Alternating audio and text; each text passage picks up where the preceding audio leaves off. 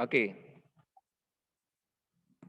Oke, jadi sekali lagi terkait dengan maksud dan tujuan, maka kita harus perhatikan sebuah pernyataan atau kalimat yang ditulis oleh penulis satu dengan penulis lain, atau ungkapan atau pernyataan yang diungkapkan atau dinyatakan oleh seseorang yang satu dengan yang lainnya, dengan yang kalimat yang mungkin pada dasarnya adalah sama atau mirip, tetapi bisa saja mempunyai maksud dan tujuan yang berbeda, arahnya adalah berbeda. Makanya ketika kita membandingkan Roma pasal 10 ayat 9, di sana dikatakan, jika kamu mengaku dengan mulutmu percaya kepada Yesus, maka kamu akan diselamatkan. Selamat.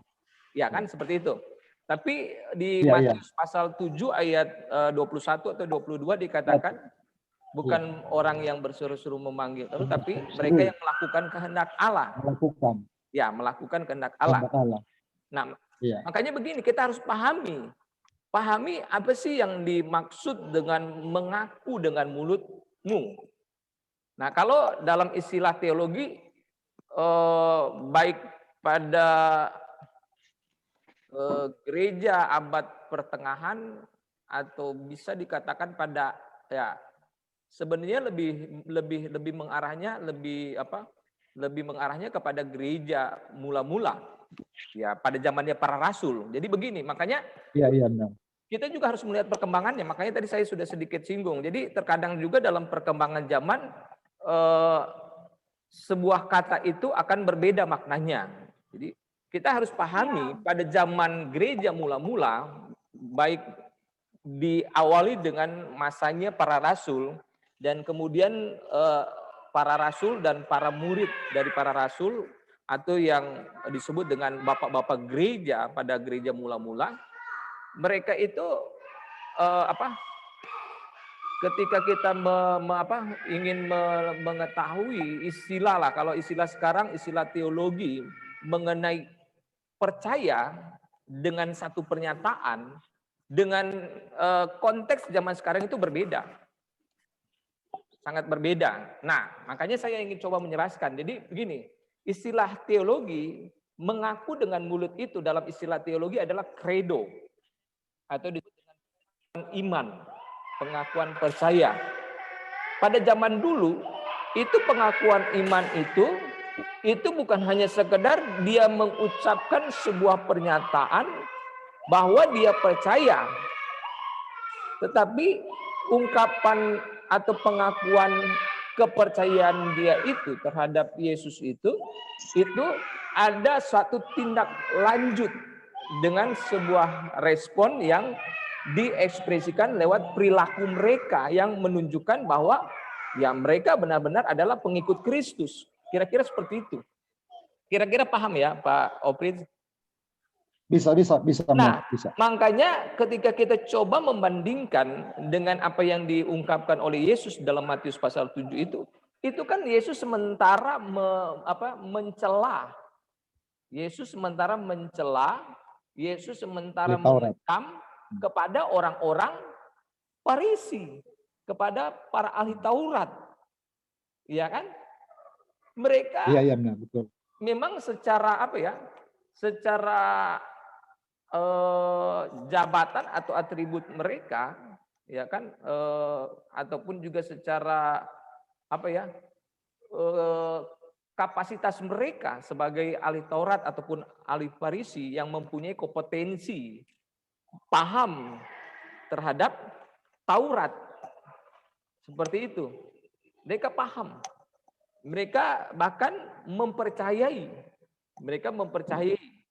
tentang apa yang dituliskan dalam hukum Taurat itu.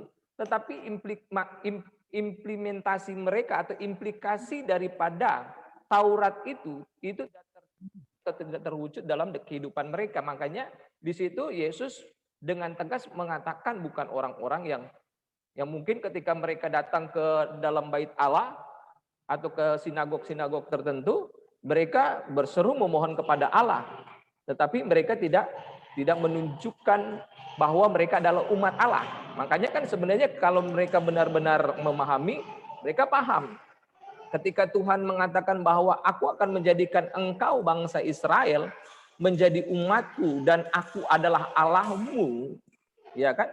Maka engkau harus mengikuti perintah-perintahku. Kira-kira paham ya? Nah, makanya sebenarnya kaitannya dengan yang saya jelaskan itu. Makanya ketika Yesus mencela atau mengecam mereka, kalian ya memang secara keagamaan, secara ritual kalian menunjukkan bahwa kalian mengaku percaya, kalian berseru memohon kepada Elohim atau kepada Yahweh. Tetapi implikasi untuk menunjukkan bahwa kalian adalah umat Allah itu tidak kalian tampakkan. Nah, tetapi berbeda persoalannya, permasalahan yang terjadi yang diungkapkan oleh Paulus terhadap apa yang dilakukan oleh jemaat yang ada di Roma. Di Roma. Mereka mengaku mereka percaya, tetapi ya mungkin kalau hanya berdasarkan tulisan itu, kita hanya melihat ya hanya pengakuan secara secara ungkapan atau kata-kata. ya. Iya. Tetapi Rasul Paulus tahu bahwa kehidupan mereka seperti apa. Kira-kira paham ya? Makanya, jadi Mir, dalam hal ini kita bisa seperti yang Mir jelaskan kan, bahwa supaya orang dapat menafsir dengan tepat kan. Iya. Dari dalam hal ini bahwa kita bisa sampaikan bahwa percaya itu sama dengan ketaatan. Iya, makanya kan pada minggu lalu saya menjelaskan. Makanya kita perhatikan dalam prinsip umum yang kedua, selain konteks pertama, kemudian kedua bahasa asli atau definisi, maka kita perhatikan. Jadi kata iman ini berasal dari kata apa? Bahasa Ibrani, kalau sumpama itu dalam tulisan Perjanjian Lama, dalam Perjanjian Baru dalam bahasa Yunani, kita perhatikan ini kata iman yang merupakan terjemahan dalam bahasa Indonesia itu dari kata Ibrani apa? Atau ini, Mir. yang lain mungkin bisa di mute ya. Bisa didengarin suara saya? Bisa, Mir. Oke, jadi kita perhatikan definisi atau bahasa asli dari kata yang sementara ingin kita lihat itu dari bahasa aslinya apa? Jadi contoh, kata iman, ya kan? Kata iman ini dari bahasa Ibraninya apa, ya kan? Dan bahasa Yunaninya kalau sumpama dia dalam Perjanjian Baru apa? Walaupun pada dasarnya kata iman itu baik Ibrani dan Yunani itu mempunyai pengertian secara dasar yang sama, tapi terkadang kata iman yang ada dalam bahasa Ibrani dan Yunani itu bisa saja berbeda. Begitupun juga iman yang sementara diungkapkan baik oleh penulis yang sama berbeda, bisa saja sama dan bisa saja berbeda. Nah, makanya begini, kita pahami bahasa asli, seumpama contoh kata iman tersebut. Itu kata iman itu sebenarnya secara mendasar mempunyai pengertian ketaatan, kesetiaan. Dua itu. Ketaatan dan kesetiaan. Itu sama baik bahasa Ibrani maupun bahasa Yunani. Itu dasarnya, tinggal kita akan bisa melihat secara luas daripada kata iman tersebut baik dalam bahasa Ibrani dan Yunani itu, maka kita akan melihatnya seperti apa. Nah, makanya kita juga akan melihat secara narasi ya, secara narasi. Kata iman. Abraham adalah bapak orang beriman. Ketika Abraham disuruh mempersembahkan anaknya Ishak, di situ dikatakan Abraham menunjukkan iman. Nah, iman apa? Kan tidak ada pengungkapan. Tidak ada pengungkapan kepada Allah. Allah, engkau luar biasa, engkau Allah yang maha kuasa, yang sanggup ini dan sebagainya. Tidak ada ungkapan. Tetapi ada sebuah tindakan ketaatan yang dilakukan oleh Abraham. Ketaatan apa? Ketaatan terhadap apa yang diperintahkan oleh Allah kepada dia. Seperti itu. Makanya kita harus pahami. Jadi pahami dari bahasa aslinya, kita pahami juga secara konteks. Dalam hal ini secara konteks adalah kita memahami narasinya, cerita atau peristiwa-peristiwa tersebut. Paham ya?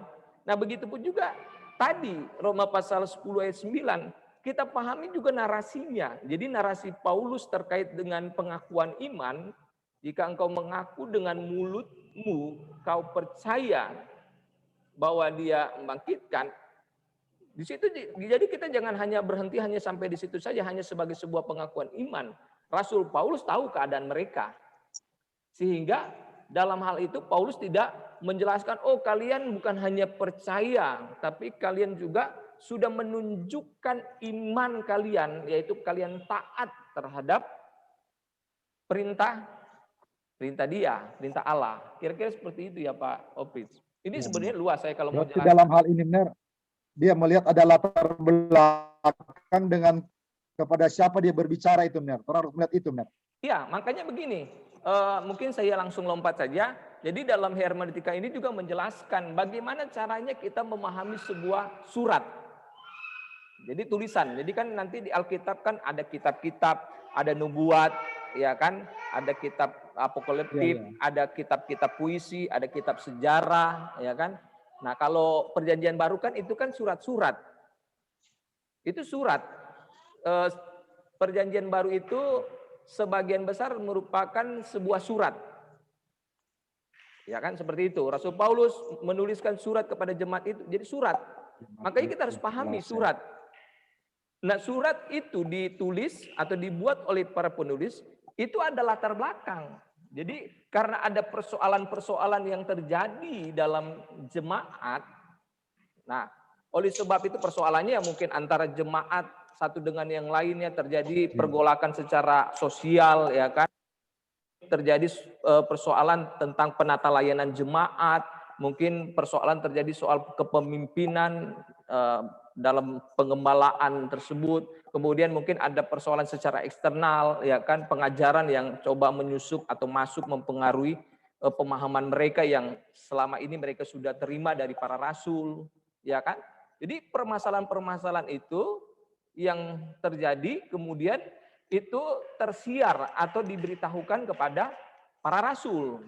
Ya, dalam hal ini Rasul Paulus mendengar informasi ketika dia berada di satu tempat, di tempat yang bukan berada di tempat itu, dia mendengar berita bahwa keadaan jemaat di Roma ini seperti ini dan seterusnya.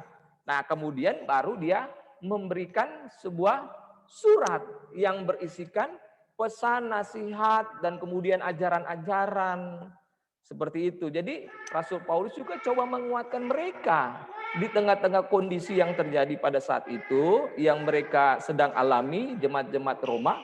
Maka Rasul Paulus ingin menguatkan, jika engkau percaya. Jadi tanpa menjelaskan latar belakang kehidupan jemaat yang di Roma, Paulus langsung menjelaskan, jika kamu percaya, mengaku. Jadi mereka tahu, Rasul Paulus tahu mereka. Walaupun juga kita bisa melihatnya bahwa makna dalam pengakuan iman mereka itu juga, di situ juga kita harus memahami secara teologisnya bahwa Paulus juga sangat menekankan tindakan. Jadi walaupun Paulus tahu bahwa tindakan iman mereka bukan hanya sebuah pernyataan, tetapi juga sebuah tindakan ketaatan mereka. Ya. Paulus ingin mendorong Bisa mengerti, makanya bahwa iman tanpa perbuatan sia-sia. Makanya begini, ketika kita juga melihat tulisan yang lain oleh penulis lain, kita harus melihat latar belakang, maksud dan tujuan. Jadi maksud tujuan Yakobus berbeda dengan Rasul Paulus karena kondisinya berbeda. Kira-kira paham ya? Kondisi yang terjadi, yang terjadi terhadap orang-orang yang dilayani oleh Yakobus dengan orang-orang yang dilayani oleh Paulus, yaitu jemaat Roma, itu berbeda. Keadaan jemaat mereka, kehidupan jemaat yang di Roma dan kehidupan jemaat yang lain, yang dalam hal itu yang ingin disampaikan oleh Yakobus itu lain lagi. Coba begini, supaya kita bisa memastikan ya. Coba baca di Yakobus pasal 2 ayat 11.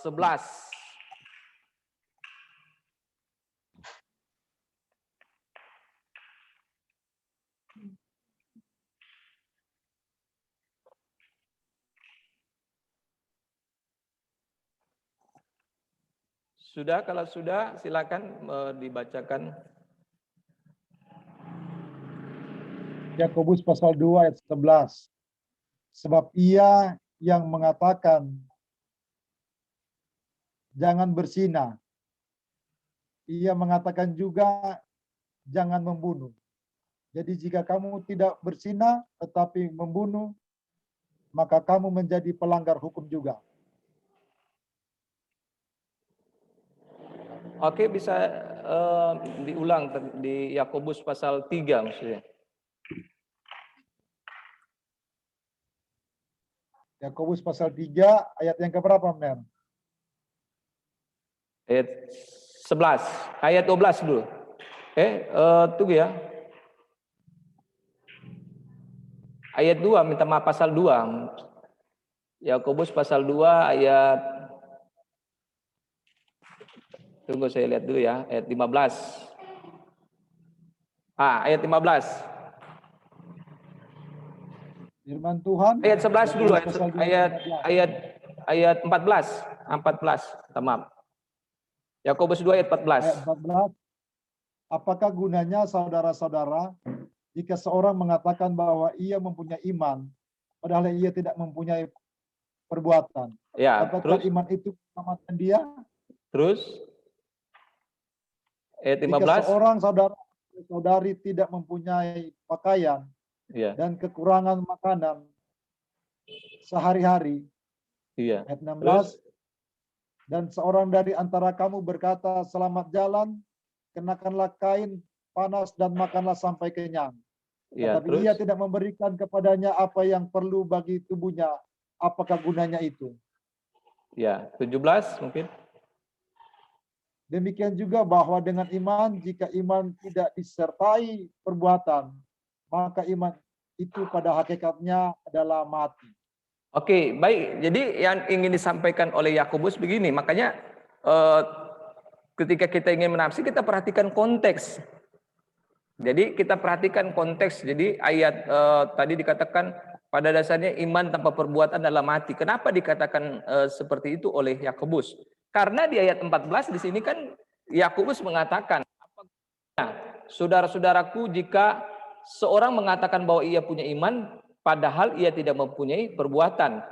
Di ayat 15 di situ dijelaskan, jika seorang saudara atau saudari tidak mempunyai pakaian dan kekurangan makan sehari, dan seorang dari antara kamu berkata, selamat jalan, kenakan, dan seterusnya. Jadi jika dia bilang, oh saya beriman, ya kan, saya adalah orang beriman. Tapi ketika ada seseorang yang membutuhkan dia, ya kan, dan dia mampu untuk menolong orang tersebut, tapi dia tidak melakukan.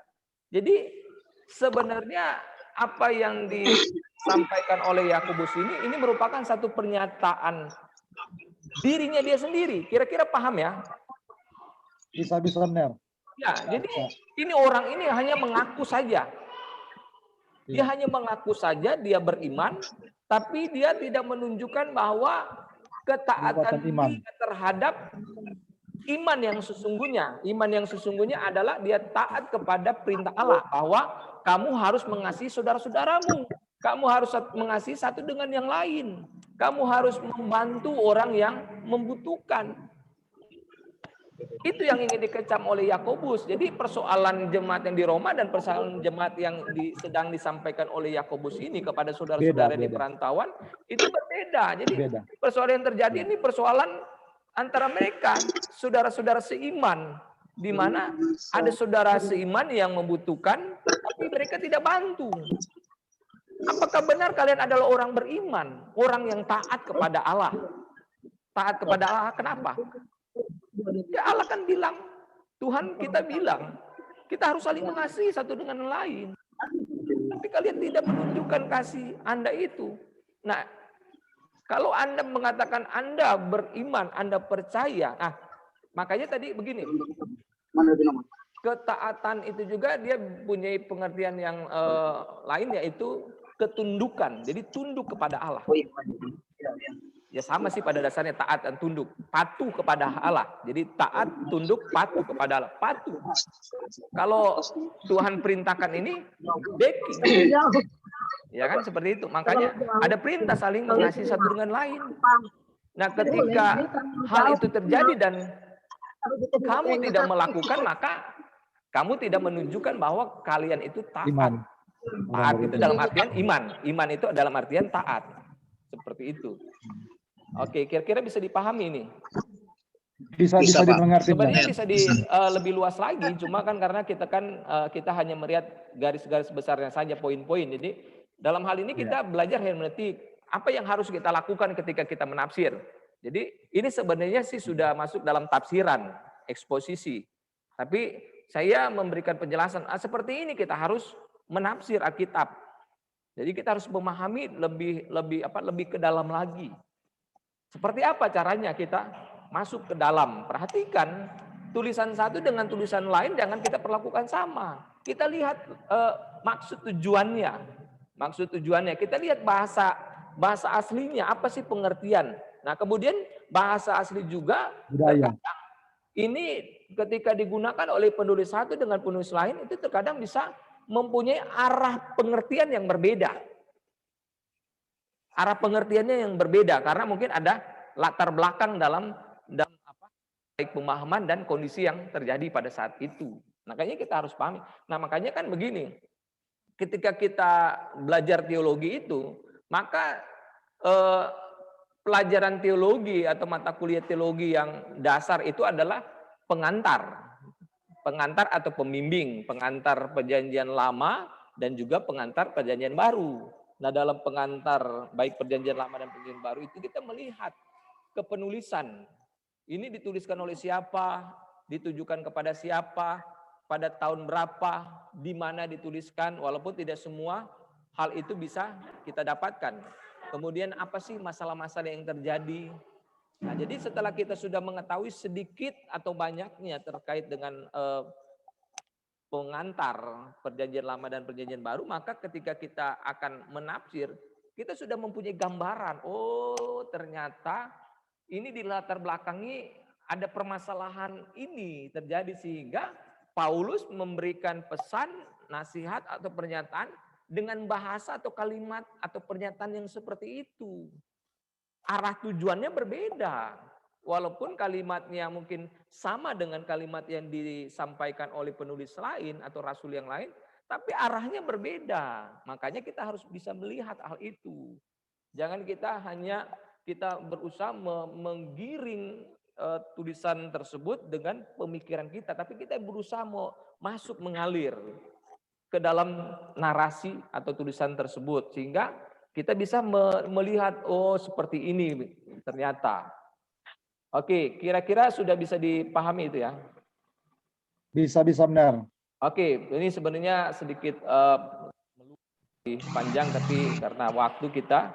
Oke, saya lanjutkan. Jadi maksud dan tujuannya kita harus perhatikan.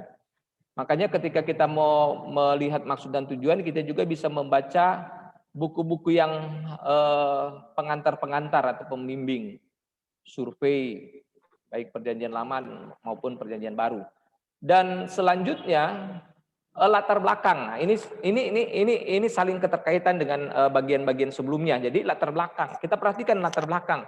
Latar belakang itu ada latar belakang budaya, ada latar belakang politik, kemudian ada latar belakang keagamaan, ada latar belakang sosial, ada latar belakang historis atau sejarah, dan juga bisa latar belakang geografis. Jadi latar belakang tersebut juga itulah yang bisa mempengaruhi atau menjadi dasar dalam apa yang para penulis ungkapkan. Jadi perhatikan, prinsip ini juga seringkali sangat menentukan untuk kita bisa menemukan makna yang sebenarnya atau sesungguhnya. Kita pahami dulu, kenapa sih Paulus mengatakan kepada jemaat yang ada di Roma, nanti silakan baca sendiri Roma pasal 16 ayat 16 di situ, bersalam-salamlah engkau dengan cium kudus.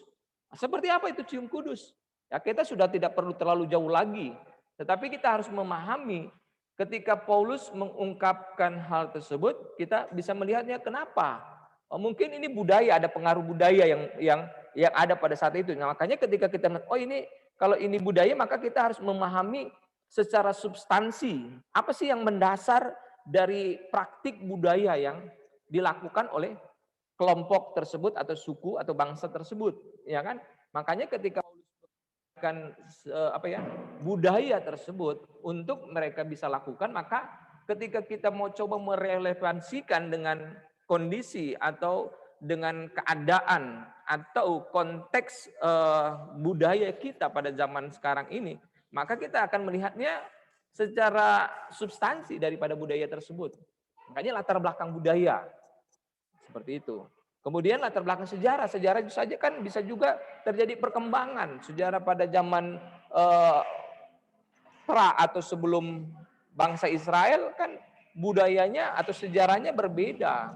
Kemudian sesudah bangsa Israel di pembuangan atau sesudah pembuangan itu kan berbeda, sampai di zaman sekarang pun juga berbeda latar belakang sejarahnya. Makanya kita harus melihat perkembangan tersebut. Latar belakang sejarahnya, latar belakang budayanya, latar belakang politiknya. Politik pada zaman itu kan berbeda dengan politik zaman sekarang, walaupun ada hal-hal juga yang sama yang terjadi pada zaman sekarang ini. Tetapi politik yang terjadi pada zaman itu kita juga harus pahami seperti apa, sehingga ketika ada terjadi sesuatu dan lain hal, dan kemudian para penulis atau penulis-penulis tertentu mengungkapkan dengan bahasa atau dengan kalimatnya, maka kita bisa mendapatkan ini yang melatar belakangi dalam penulisan tersebut. Ya kan? Makanya juga ketika Yesus menjelaskan tentang bahwa bait Allah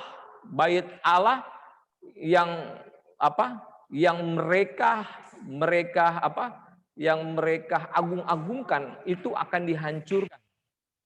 Makanya itu ada latar belakang sejarahnya. Kenapa? Ternyata ini bait Allah ini didirikan ketika bait Allah pertama sudah dihancurkan, kemudian mereka di pembuangan, kemudian mereka kembali lagi ke Yerusalem, kemudian Tuhan perintahkan untuk bangun kembali bait Allah. Kemudian bait Allah ini dibangun selama beberapa puluh tahun, kemudian dibangun oleh Raja Herodes, kemudian dibuat sedemikian rupa, semegah dan semewah mungkin, dan itu menjadi kebanggaan mereka. Nah, kemudian dengan kebanggaan mereka yang sifatnya hanya lahiriah, hanya kebanggaan yang lebih mengarah kepada kepada diri mereka sendiri, tidak lagi kepada secara substansi bahwa bait Allah itu harus menjadi pusat penyembahan kepada Allah mereka, Yahweh, seperti itu. Nah, makanya dengan pernyataan-pernyataan ini kita juga bisa mengetahui dikarenakan ada latar belakang keagamaan yang terjadi pada saat itu. Ternyata praktik keagamaan yang terjadi itu seperti itu. Makanya juga tadi terkait dengan Matius pasal 7 ayat 21-22, bukan orang berseru-seru kepada Allah, tapi mereka yang melakukan kehendak Allah. Jadi ritual mereka itu hanya semacam semacam formalitas saja, semacam rutinitas saja mereka lakukan. Seperti itu. Ini lebih luas, tapi saya tidak lebih jauh lagi. Jadi sekali lagi perhatikan latar belakang. Itu sangat-sangat menentukan. Seringkali sangat-sangat menentukan makna yang bisa kita temukan. Seperti itu. Oke, mungkin ada pertanyaan lain lagi? Saya ada pertanyaan, Ner. Ya, silakan. Izin. Ya, silakan. Tinggal berapa menit ini ya? Tinggal 4 menit. Jangan panjang-panjang. Oke. Ner, ya, ini kalau berbicara latar belakang dari penafsiran Alkitab ini, bagaimana, Ner, jika Alkitab itu dirubah bahasanya ke dalam bahasa, misalkan seperti orang yang ada di Manado, itu ada Alkitab yang dirubah dalam bahasa Manado. Apakah itu berpengaruh dalam penafsiran? Ya, baik. Saya jelaskan. Jadi memang jadi prinsip umum yang harus kita perhatikan adalah bahasa asli. Bahasa asli. Jadi dalam perkembangannya Alkitab ini diterjemahkan ke dalam berbagai bahasa dan berbagai versi. Jadi bahasa Inggris ada beberapa versi, ya kan? Dan berbagai bahasa dan versi itu terkadang itu berbeda satu dengan yang lainnya. Bahkan bisa menjadi sangat-sangat berbeda maknanya. Makanya terkait dengan penafsiran atau hermeneutika ini, maka kita harus melihat kembali kepada bahasa aslinya. Bahasa aslinya. Walaupun begini, perlu juga saya jelaskan bahwa bahasa asli itu juga ketika kita ingin melihat bahasa aslinya, maka kita juga akan melihat manuskrip-manuskrip. Jadi manuskrip itu artinya salinan. Jadi ini Alkitab yang asli yang ditulis oleh penulis, ya kan? Itu sudah tidak ada lagi. Jadi kita tidak bisa kita mengatakan bahwa Alkitab kita yang asli yang ditulis langsung oleh penulis itu masih ada. Itu sudah tidak ada lagi. Yang ada sekarang adalah salinan. Jadi ini asli kemudian disalin. Disalin kemudian disalin lagi. Jadi dari salinan kemudian disalin, kemudian juga dari salinan ini kemudian diterjemahkan ke dalam bahasa-bahasa lain. Nah, itu panjang kalau mau saya jelaskan. Jadi, tapi dari manuskrip ini atau salinan ini juga, ini ketika diteliti, diselidiki oleh para ahli, itu tidak terlalu signifikan perbedaannya antara manuskrip satu dengan manuskrip yang lain.